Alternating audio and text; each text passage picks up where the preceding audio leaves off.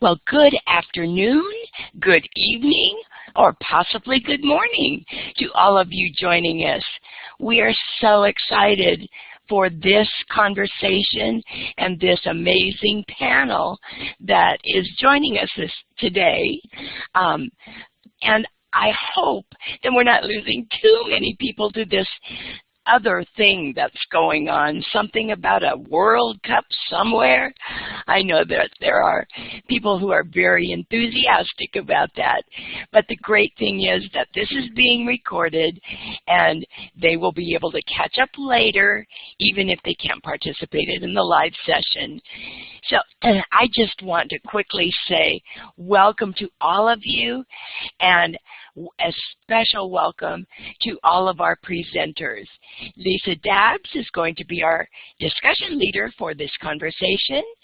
And we have Ariana Blazek, Marissa Constantin, I knew I would do that, Constantinidis, and Paul Braddock. And they will all introduce themselves and make sure that you know how to pronounce their name. And the session title for this conversation is Leading and Inspiring Teachers. And we're so excited about this topic and this panel because it's truly an international conversation. I love the fact that we are able to have this conversation and know that other people are experiencing both the exciting things that are going on and also some very common issues and problems, and we'll get a chance to explore that. And besides that, we have an international audience. So we want to take just a minute to click on that starburst. It's the second icon there on the left. You should all be seeing it now. Double-click on that star, and then double-click on the map. And not only place your star on the map, but type in the chat where you're located. I am happy to be joining you from Phoenix, Arizona, where it is a hot day again today. It is 109 degrees, approaching 110, so I am thrilled to be inside an air-conditioned room. And it's so much fun to see all of these stars around the world. I hope you're having success clicking on that star and pasting it there. If it doesn't go where you want it, you can also click and drag it. Sometimes we end up in the ocean somewhere, so there you go. Welcome to all of you. Thank you so much. And with that, I am going to move on to our very first slide and to Lisa Dabbs, our discussion leader. Thank you, Peggy, and thank you so much all of you for coming to our conversation today. It's my honor, and I always say that it's my honor and privilege to be a part of the Reform Symposium. I was on the first team that Shelley and Kelly Tinkley started. I think it was back in 2010 or 2011, and I'm honored to be able to be here for the last big Reform Symposium conference with this esteemed panel of international educators who are also presenters and authors of blogs and books and websites. So it's really wonderful to be here with all of you today. I want to start our presentation by giving each one of our panelists in the Leading and Inspiring Teachers an opportunity to introduce themselves. And we're going to go in the order of our display of images here so you know who's starting. And I'm going to start with Ariana and ask her to give us a 2-minute introduction about herself. Take it away, Ariana. Hello, Lisa. Hello, everyone. Can you hear me? Can you just say yes, because I'm not sure about my next yes. Okay, great. So thank you very much for inviting me here. I come from Croatia, the capital, Zagreb. I'm an English and German teacher, and I work at a high school. I am also the coordinator of a pilot project about integrating tablets into teaching. And the teachers, I'm also a technology consultant here in Croatia. The teachers I work with don't only come from my school, but from all over Croatia. but also from Europe, because I'm an eTwinning ambassador. eTwinning is a platform for European teachers, and I train these teachers online and at various conferences. An interesting fact about myself, I would say that I started this journey, this learning journey 4 years ago when I started following RSON on Twitter. So that might sound really funny and not really very educational, but he was the reason, RSON was the reason for my joining Twitter. But then only a month after that I met Shelley, and this changed everything. The rest is history. And maybe the fact that I'm most proud of right now is that I'm a Humphrey Fellow. I'm the recipient of the Hubert Humphrey Fellowship, and I'm going to spend the next academic year at the Penn State University and learn about leadership in education. So that would be all from me for now. Lisa, over to you. Thank you, Ariana. Wow, I am so impressed that you are that you have that scholarship, that Hubert Humphrey Scholarship, and I'm embarrassed to say that I'm here in the United States and I didn't even know that we had such a scholarship. So congratulations to you. I think that's fantastic. I'm going to have to research that now and see what that's about. But thank you so much. It's so wonderful to have you here, and I'm also fascinated with the fact that you joined Twitter after following Ashton Kutcher, and that Shelley, like me, was your Twitter mentor, so that's so wonderful.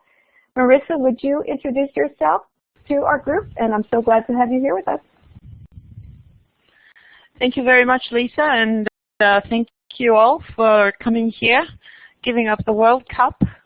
And thank you to Shelley for organizing such a great event, and to Peggy George for moderating as well, for helping the moderation.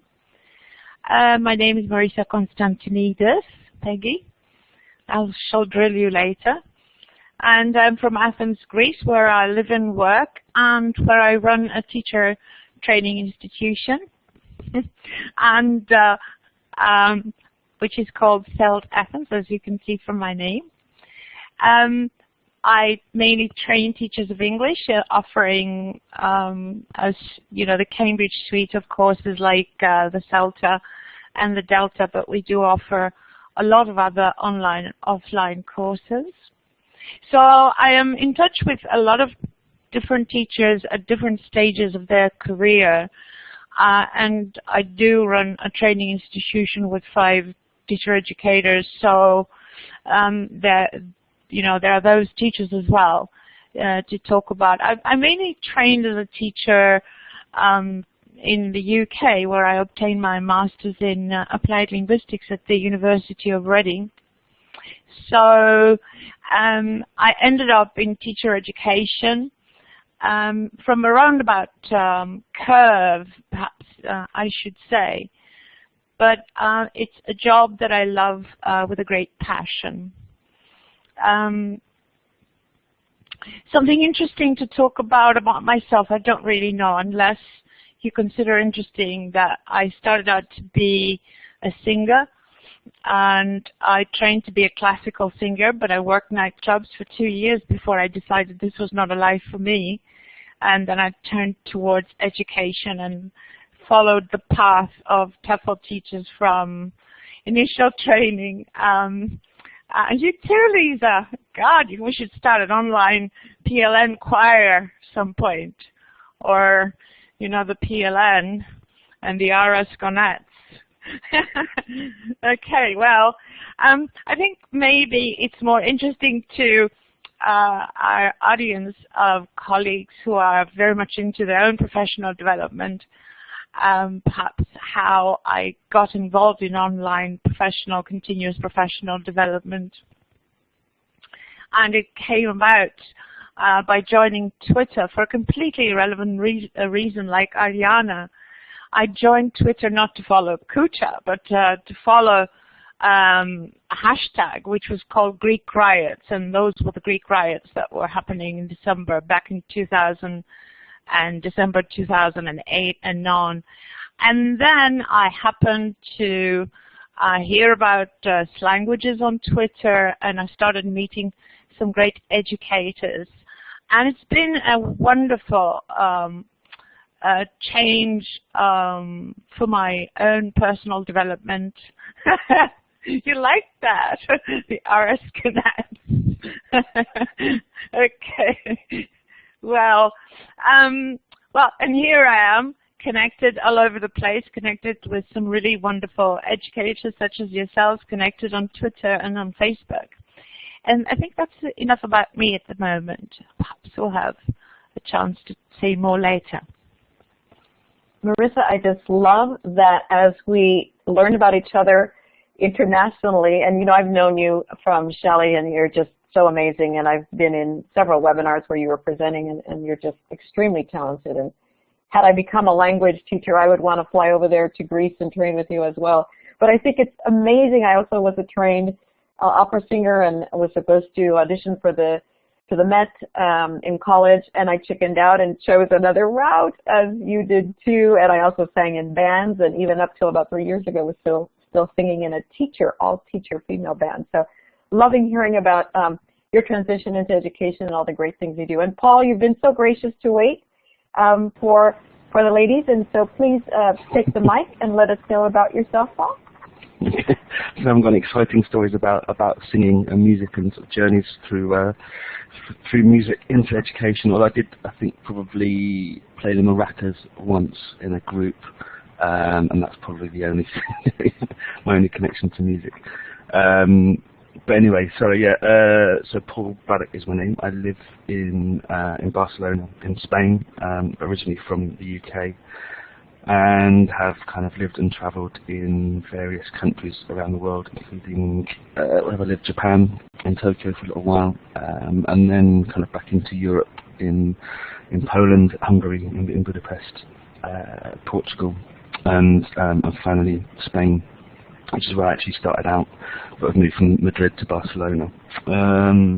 So my current position is I'm the website manager for the British Council's Teaching English website. So we have 4 kind of main websites, I guess, three for learners, for kids, for teens, and for adults, and then we also have the teachers' website, which kind of provides resources and development opportunities and lots of other kind of things that it would take too long to go into now, but that's what I manage, so that takes up a lot of my time, which is why having joined Twitter and got into sort of CPD or professional development online about kind of 5-6 years ago, I spend less time now than I would like to, I think, on Twitter. If we're talking about stories about how we got into Twitter, then I'll just very quickly tell you, I was working in a teaching centre with a guy called Graham Stanley, who maybe most of you know, and another guy called Kyle Moore, and was at the ITFL conference in, sorry, a little louder, okay, ITFL conference in Harrogate, when they was talking about going for a tweet up, which I'd never heard about, and kind of went along anyway just because I was curious, and discovered that all these people were talking as if they'd known each other for years and years but hadn't actually met each other, and so decided after that I probably needed to get into this, and so yeah, promptly came back, I think I bought an iPod Touch, signed up to Twitter, and that was that. So yeah, unfortunately I don't spend as much time on it as I'd like to now, but certainly it gave me a start with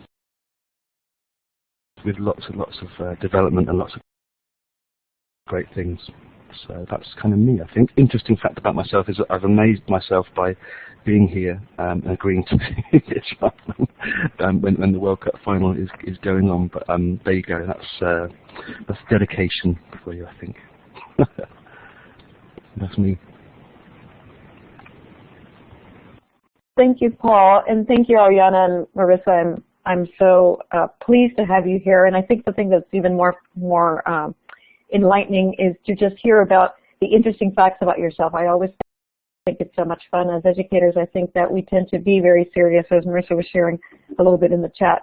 But it's great for our audience that's here with us, and we're so honored to have you here, audience, that we do come from diverse backgrounds, not only internationally, but in terms of the things that we love doing and educationally. So thank you so much all for coming. And I'll just share a teeny bit about myself. I'm a former school principal who was encouraged by Shelley in 2009 to blog and to tweet actively, and I really owe it all to her. She mentored me and coached me, and through all that time, I was able to develop a chat for new teachers as I learned about EdChat, and so I developed I'm the founder of New Teacher Chat, and you can find that on #NT-Chat. And as I left the principalship and became an independent consultant, I'm very honored to have two big companies that I work for currently amongst all the other smaller consultancies that I do. I work for edutopia.org. I'm part of the social media marketing team, and I also work for EdTech Teacher, who is a huge company that does presentations and PD all around the world, and very honored to have joined them in May. And my interesting fact about myself, I think Marissa stole it, was that I love to sing, and if I hadn't chickened out, I probably would still be singing at the Metropolitan Opera, or I would have been the Latina Madonna, because I also love to sing rock music, and I just really enjoy that a lot. So I'm also a mom of two sons, a 22-year-old and a 27-year-old, and very proud to tell you that they're doing quite well, not always because of mom's guidance, but I will take credit for most of it. So thank you so much again for being here, and we are going to start this great panel discussion with our first question, which is really the reason why you're all here today. And I'm going to ask Mariana to answer that first question for us. So take a breath as you begin to look at that in terms of your work and your background panel. Inspiring teachers is a challenge every educational institution faces, not only in the U.S., but all around the world. How do you help the teachers you work with to feel inspired to move forward in light of what they might be facing in terms of challenges in their daily work? And Mariana, would you answer that question for us first? Yes, of course.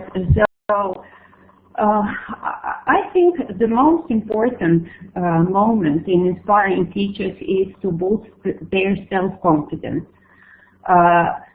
Speaking of Twitter, I would say that I think it's a great way of professional development, but not many teachers from my school or from schools in Croatia are on Twitter.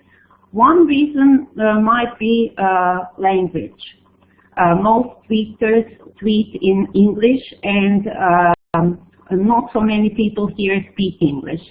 So that's not only a problem for joining Twitter, but a problem for joining conferences like this and being inspired and learning.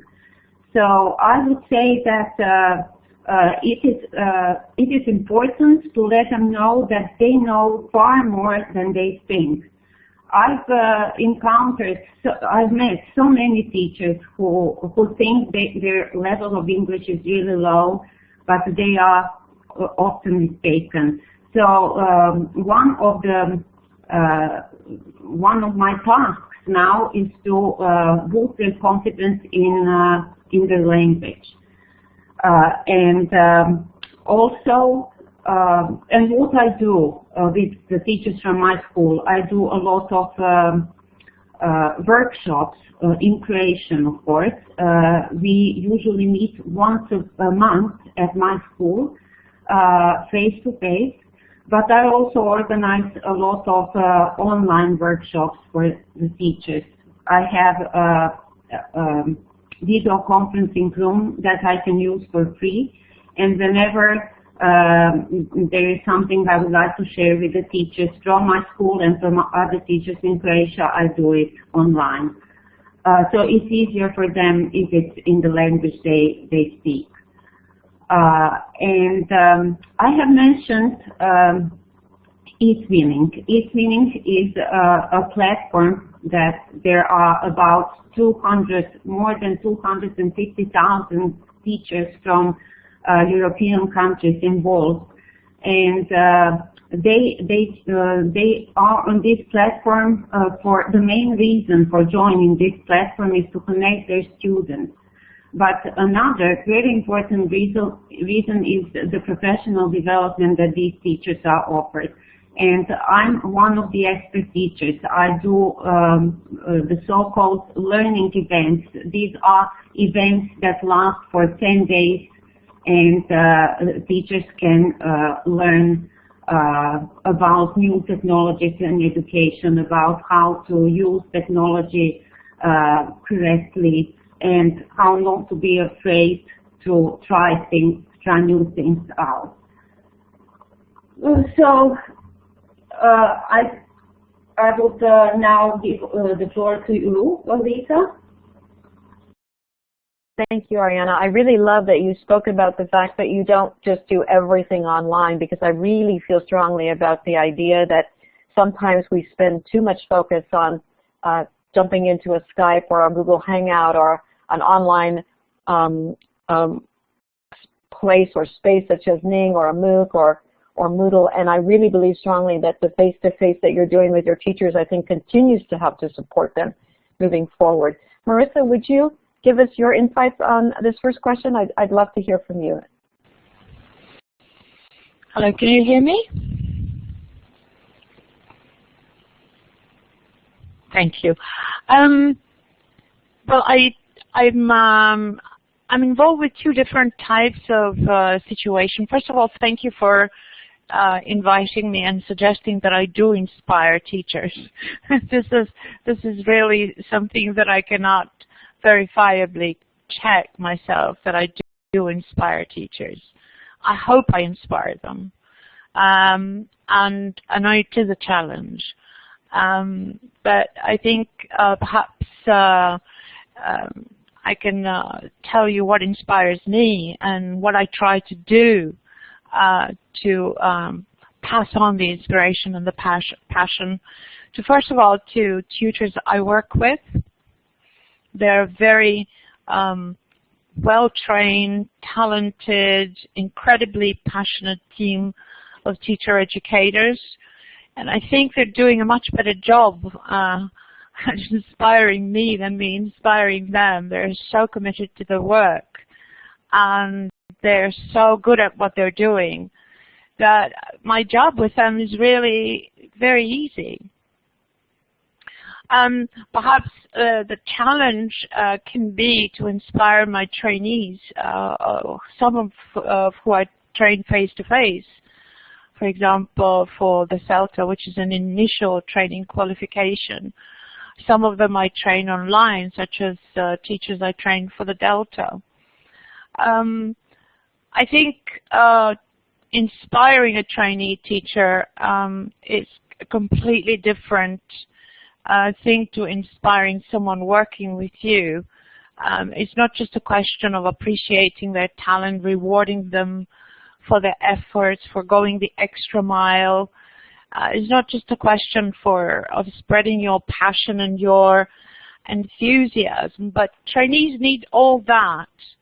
But I think they also need a very good role model of a trainer who is a lifelong learner, perhaps, who is involved, who practices what they preach, who is passionate, who is serious but fun, who, I think models, as somebody is pointing out in the chat, a lot of the things that we learn, we don't learn because somebody lectures us, but we learn them because of who the people were.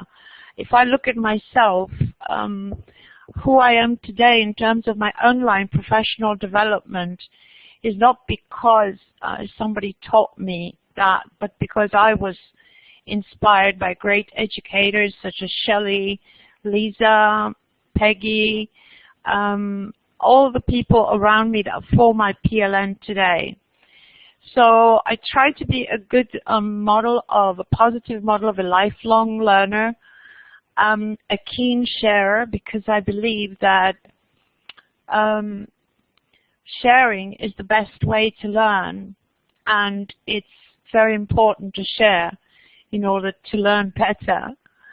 And finally, the last thing I want to mention at this point is that I try to connect my students with my online community of colleagues, with my own PLN. I encourage them to connect and develop personal relationships offline and online to create and maintain a sense of community and of the feeling that their course, what they're learning, is not the end, but it's just the beginning. And from then on, they're going to take that and develop it, create it, and carry it forward. So I think, you know, with regard to all the platforms that we use, I don't want to. I think, like Ariana, I use Twitter a lot. I use Facebook a lot.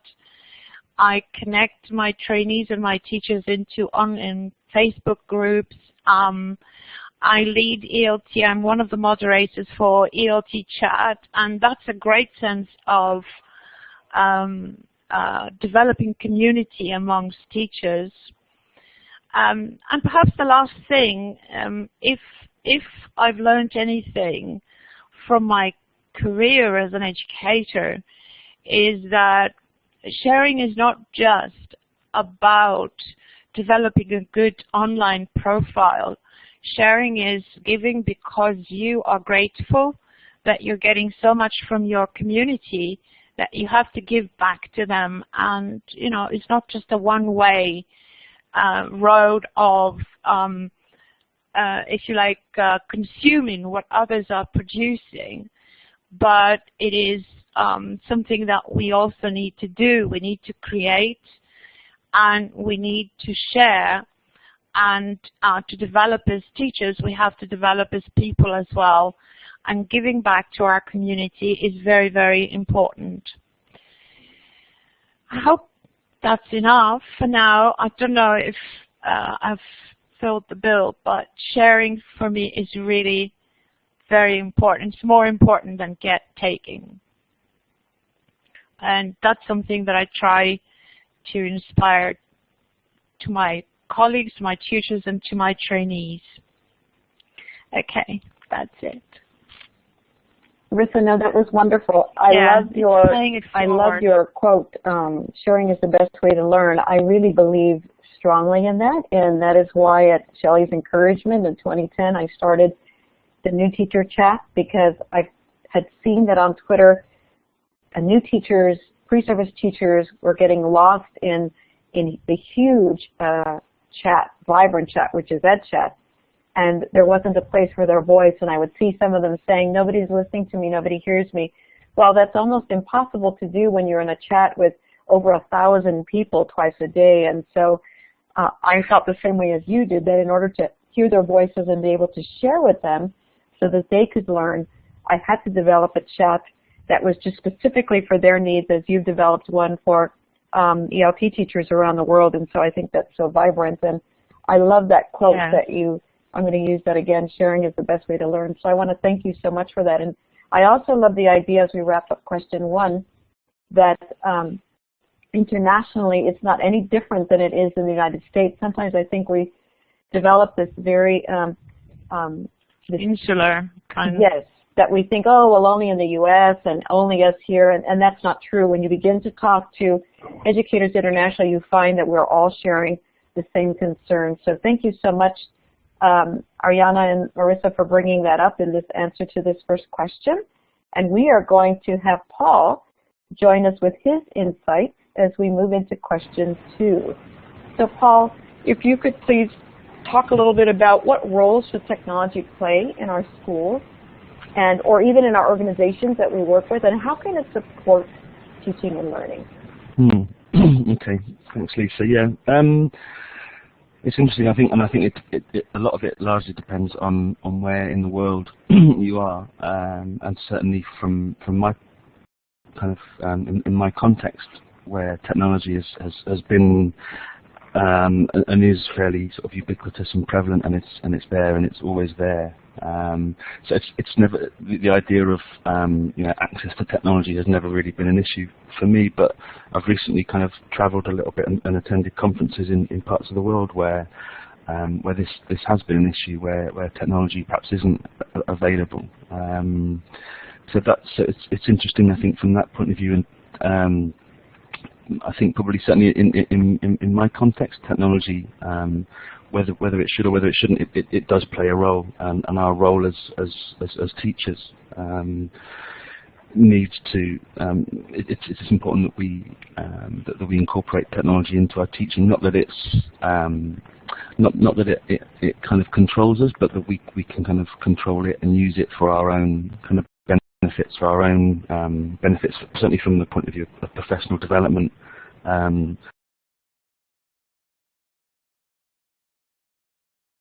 And what we bring to the classroom, and certainly from my point of view, in terms of me and in terms of my development, technology has played a massive role in that. From the idea, I think, of this sort of fairly hierarchical structure of training and development, where maybe sort of 10 years or so ago, it was very much a question of someone would come in and would train you and tell you how to teach and give you ideas about how to do that.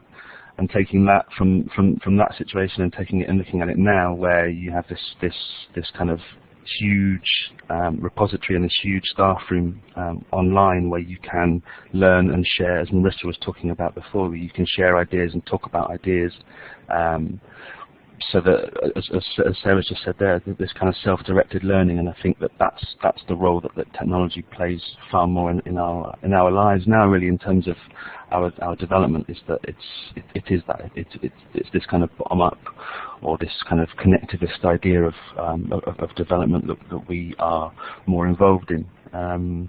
That's kind of my understanding, and that's my experience of it. But as I said earlier on, it kind of depends, I think, a little bit where you are. If you're working in certain parts of India, for example, or Southeast Asia, where you don't have that kind of access, it's important to be aware of that, and I think about that, and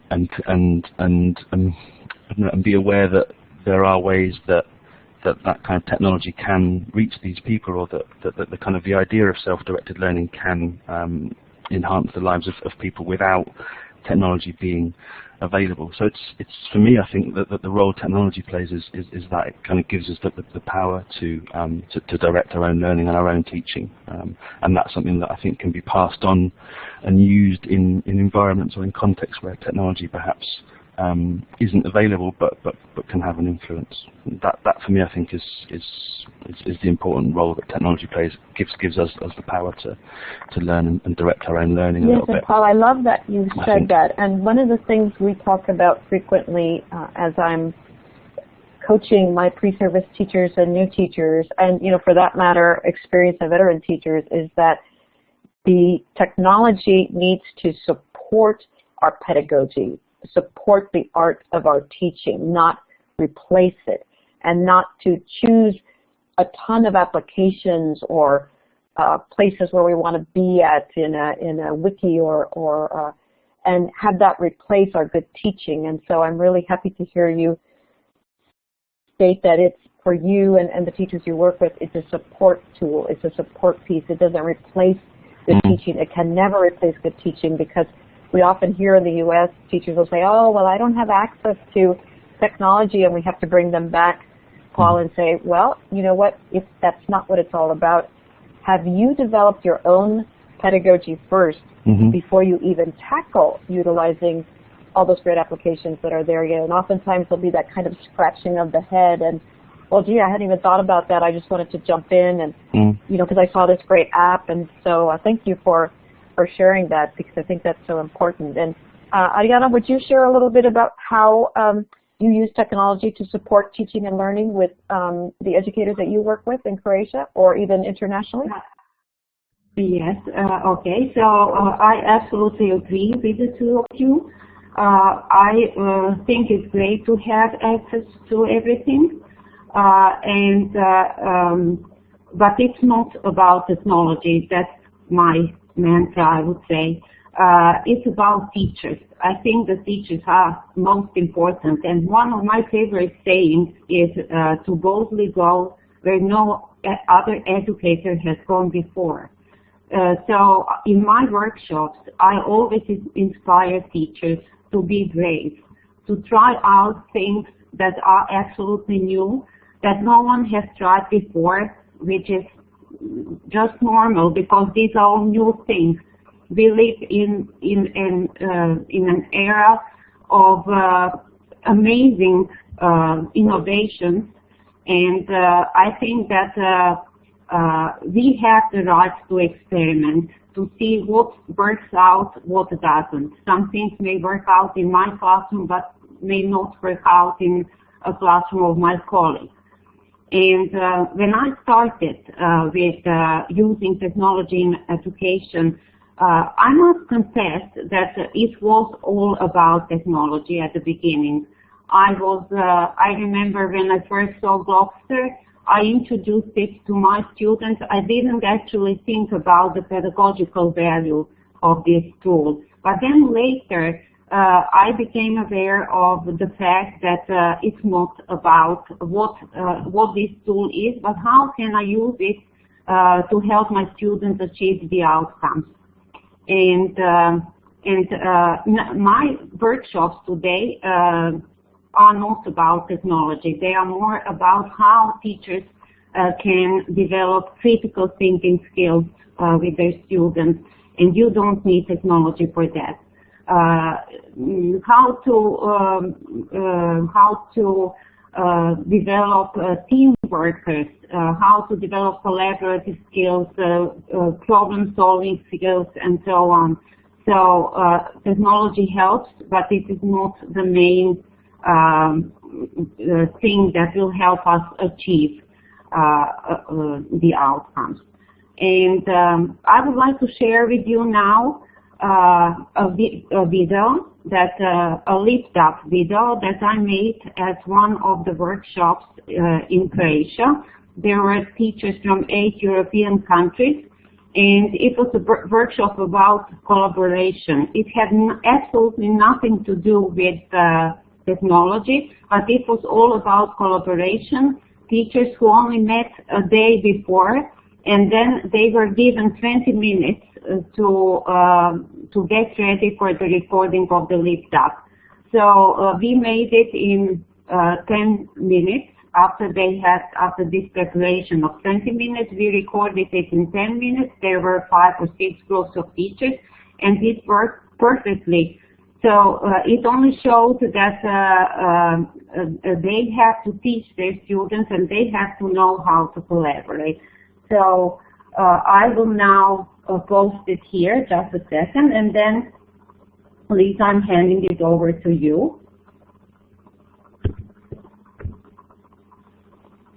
Wow, Ariana, I'm seeing from some of your friends or colleagues that you have been creating tons of online eTwining learning events for teachers, free online 10-day courses. Oh my gosh, that's just so inspiring. And you obviously see the value in making sure, though, that your teachers know about good pedagogy and know what it means to be a teacher and how to be an educator in spite of the technology that's there, and then you bring the technology alongside them to support them. I think that's just fantastic, and it's so exciting to see that you're so committed to the purpose of technology as a supportive tool, as Paul talked about, not replacing the teaching. So thank you so much for that. And we're going to move to question 3, and Marissa, I'm going to ask you to start this discussion on this question 3. Creating a collaborative work environment is important in the teaching profession, and I know that you know a lot about that. So what suggestions would you have to foster this in our schools and in our school communities that we're working in on a daily basis?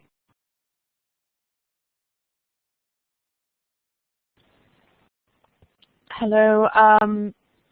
I really liked Ariana's idea about some of the work that she does, and the way she tries to incorporate technology in her workshops.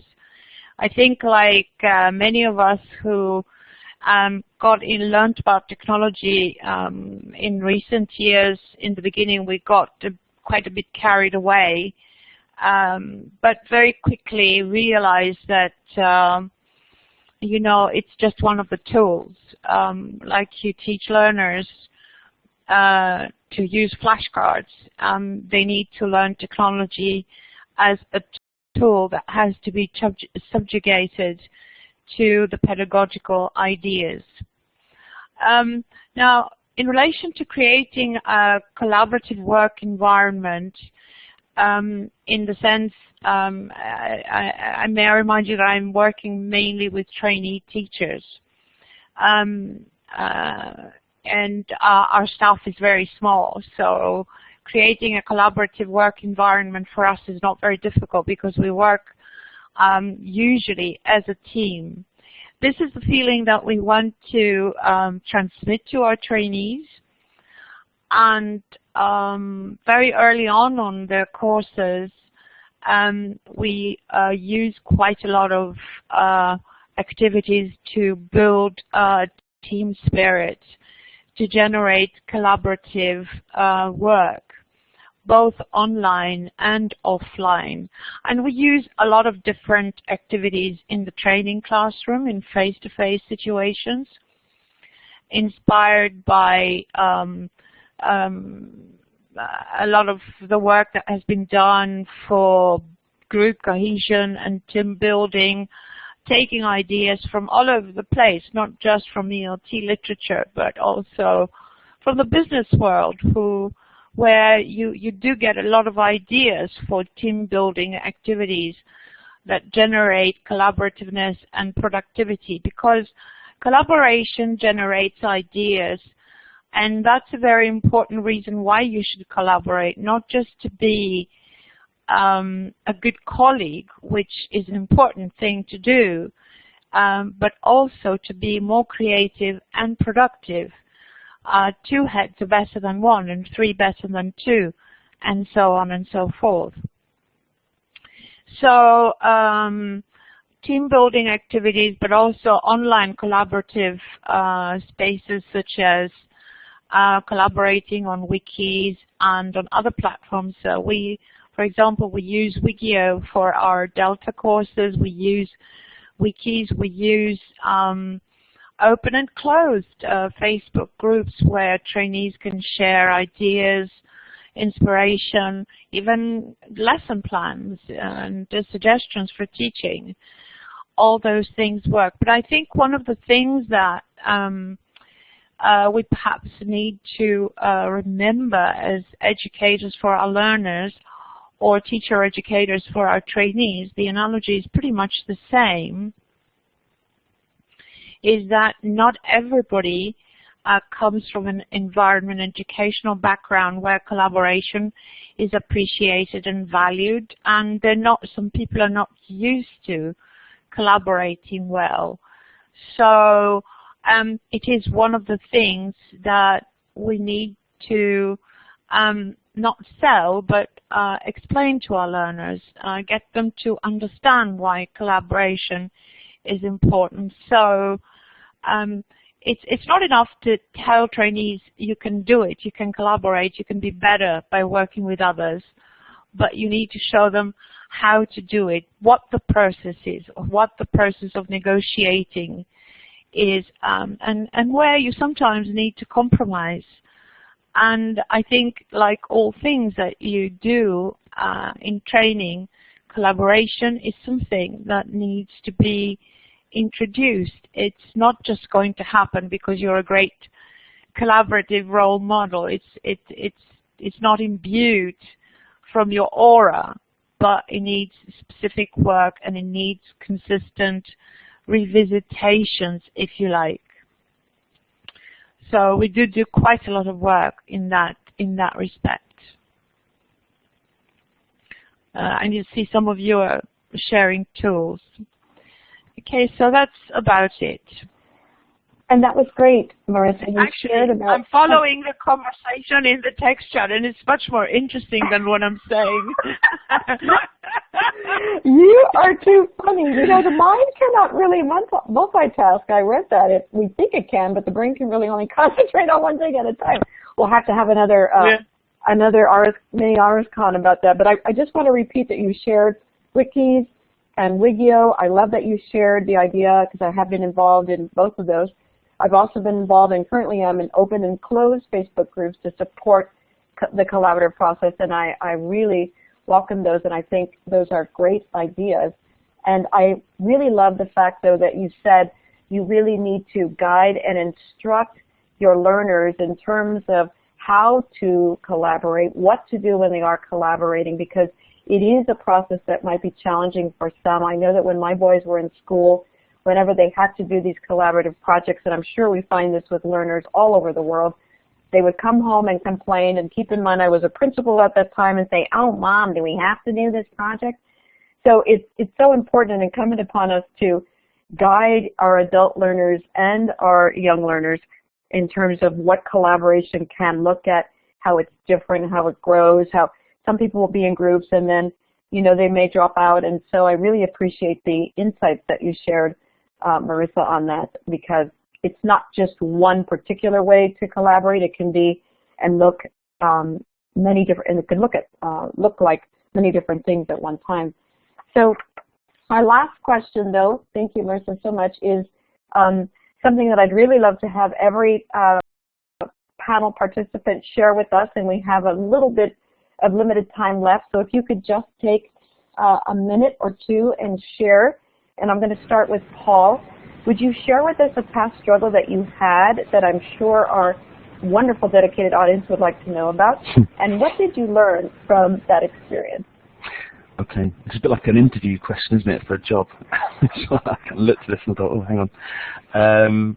Yeah, it sort of relates to the third question as well, actually, about you know, collaboration, and it was really, I'll summarize it very quickly, but I worked in a teaching center where we had 55 teachers, all part-time, ranging from kind of 3 hours a week to kind of 25 hours or 24 hours a week teaching, and getting everyone together and trying to kind of organize teacher development and training was a struggle, and this was what I was this was part of my role before my current position, working in a teaching centre as organising training and development. So one of the things what I kind of introduced, which was largely a result of my experience online, and partly what I was talking about a little bit before about moving the online situation into a face-to-face environment, setting up action research groups with teachers where at the beginning of the academic year they would identify their kind of their developmental needs, basically, I suppose, in terms of teaching and what they wanted to do and where they wanted to grow as teachers.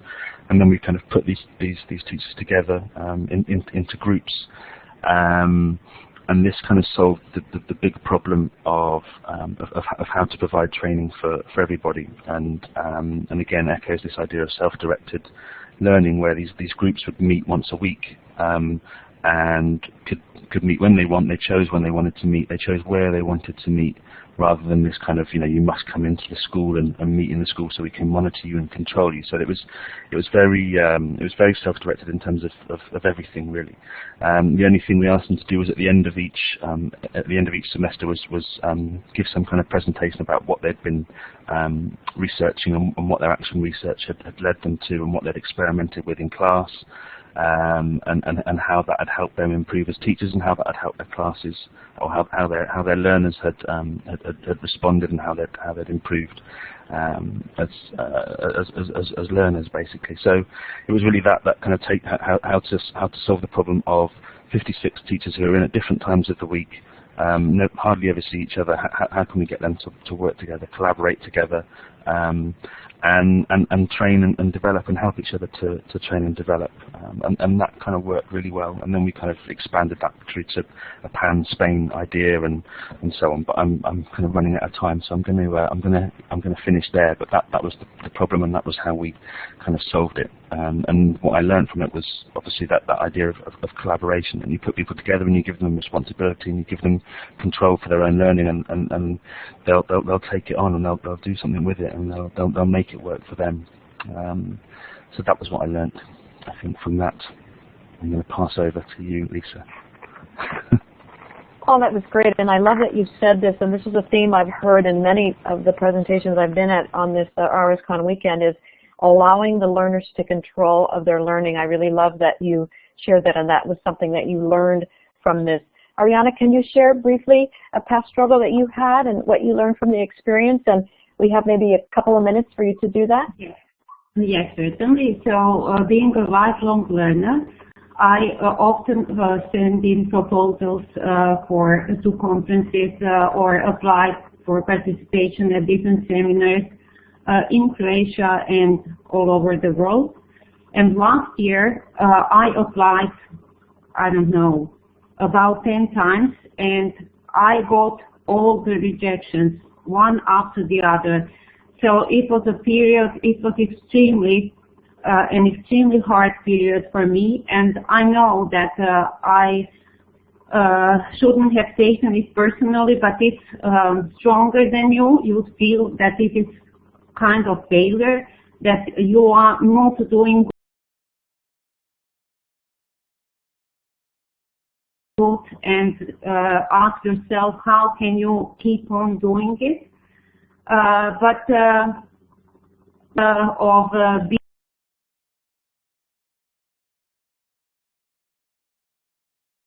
think we've lost Ariana.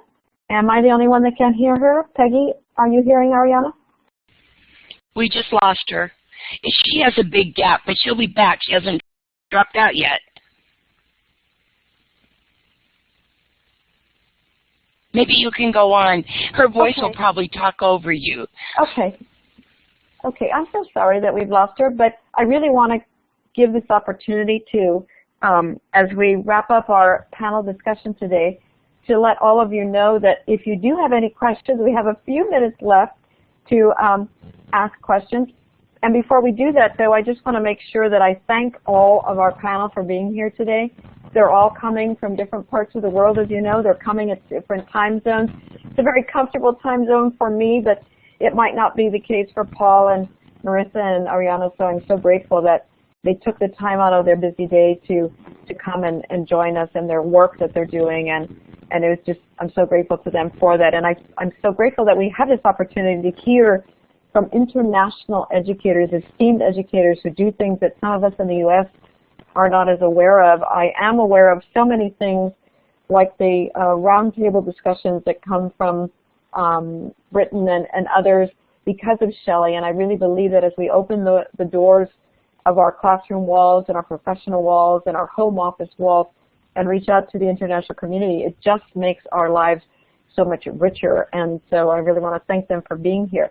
And Peggy, I'm not sure if we have any questions from the audience in this limited time. Is there anything that anyone would like to ask a particular panelist that's been here today? If you do, please let us know. Either share it in the chat, or Peggy can give you the mic if you would like to ask a particular question of one of our panelists. But it's been our pleasure to be here and to share this time with you, and we hope that we inspired you even just a little bit as you do your work leading and inspiring teachers. Well, Lisa, to tell you the truth, if there were questions in the chat, I missed them because I was so engaged in the conversation between listening to what was being said and responding to it in the chat. This has been such a wonderful opportunity to learn with all of you. So thank you so much for sharing. Yes, I was chatting like crazy. This has just been great. So if there are any questions, feel free to raise your hand and I can give the mic to you, or you can type it in the chat.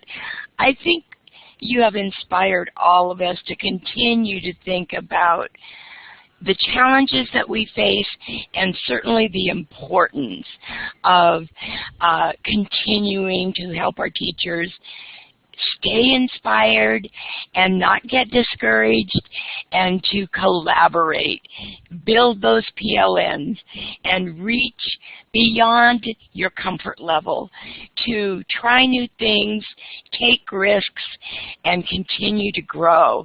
Thank you so much to all of you for this great conversation. Anna, I see one hand raised, but it quickly went down, so I think that's because she meant to clap. She or he, yes. And that is so easy to do. We are all applauding all of you, and certainly everyone in the chat, for your wonderful contributions. Thank you so much. And it's perfect timing because it's time to move on to the next session, or if you really must, to the World Cup.